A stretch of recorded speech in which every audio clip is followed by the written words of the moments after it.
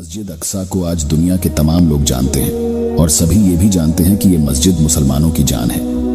तमाम मुसलमान इस मस्जिद के लिए अपनी जान देने के लिए तैयार है, क्योंकि ये मस्जिद मुसलमानों का पहला किबला है और इस मस्जिद में हमारे प्यारे नबी हजरत मोहम्मद की है। इसके अलावा ये मुसलमानों का किबला अव्वल भी है, जिसकी तरफ देखकर मुसलमान नमाज अदा करते थे। लेकिन क्या आप जानते हैं कि मुसलमानों की इतनी पवित्र मस्जिद को किसने और कब तामीर करवाया था? अगर नहीं तो चलिए आज हम आपको बताते हैं। मस्जिद अक्सा इस्लाम की 3 मुकद्दस जगहों में से एक है, जिसकी तरफ सफर करना भी सवाब है। मस्जिद अक्सा अपने आप में एक मुकम्मल तारीख रखता है। कई उलमाओं के मुताबिक मस्जिद अक्सा को खुद हजरत आदम अलैहिस्सलाम ने तामीर की थी और बाद में इब्राहिम अलैहिस्सलाम ने उसे दोबारा तामीर करवाया था। रिवायतों में आता है कि अल्लाह ताला ने हजरत जिब्राइल अलैहिस्सलाम को खसूसी तौर पर हजरत आदम अलैहिस्सलाम के पास भेजा था और हुक्म दिया था कि मस्जिद हराम और मस्जिद अक्सा की तामीर करे। इब्ने हशम ने अपनी तारीफ में लिखा कि जब बनी इजराइल फलस्तीन में मजबूत हुए और उनकी रियासत कायम हुई तो हजरत दाऊद अलैहिस्सलाम ने बैतुल मुकद्दस की दोबारा बुनियाद रखी।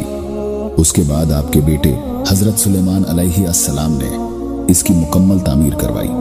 कई हदीसों से ये मालूम होता है कि मस्जिद अक्सा को कई जमाने में कई बार तमीर किया गया, लेकिन इसकी मुकम्मल तमीर हजरत सुलेमान के दौर में हुई, जिसकी तस्दीक न सिर्फ इस्लामी बल्कि इजराइल रिवायतों से भी मिलती है। हजरत सुलेमान पैगंबर थे जिन्होंने मशरिक से मगरिब और इंसानों से लेकर चरिंद परिंद और जिन्नातों पर भी हुकूमत की थी। जिन्नात आपके ताबे थे और आपके फरमाबरदार थे। अल्लाह रब्बुल इज्जत ने जिन्नातों को आपके ताबे कर दिया था, जो आपके हर हुक्म की तामील किया करते थे और आपके हर दिए गए काम को अंजाम दिया करते थे।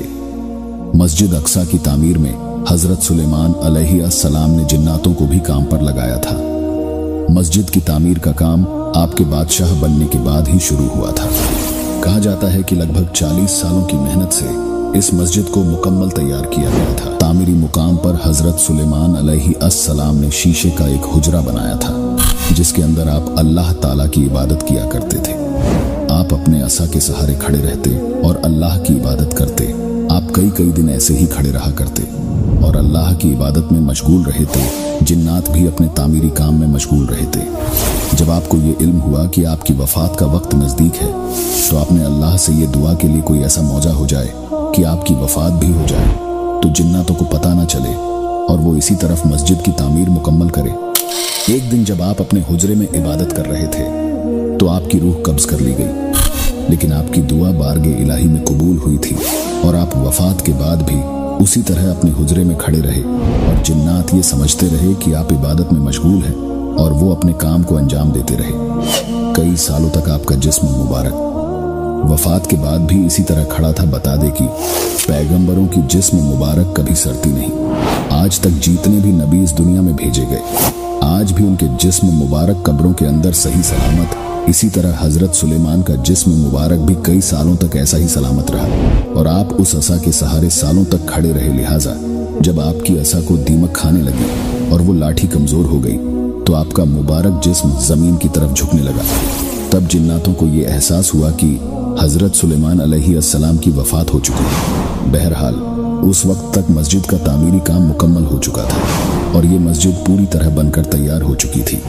इस वाक़े का जिक्र अल्लाह ताला ने कुरान पाक में सूरह सबा में किया है। वीडियो अच्छा लगा हो तो इसे लाइक जरूर करें और हमारे चैनल को सब्सक्राइब करके हमारा हौसला बढ़ाइए और ऐसे ही इस्लामिक वीडियो के लिए हमें सब्सक्राइब करना ना भूलें।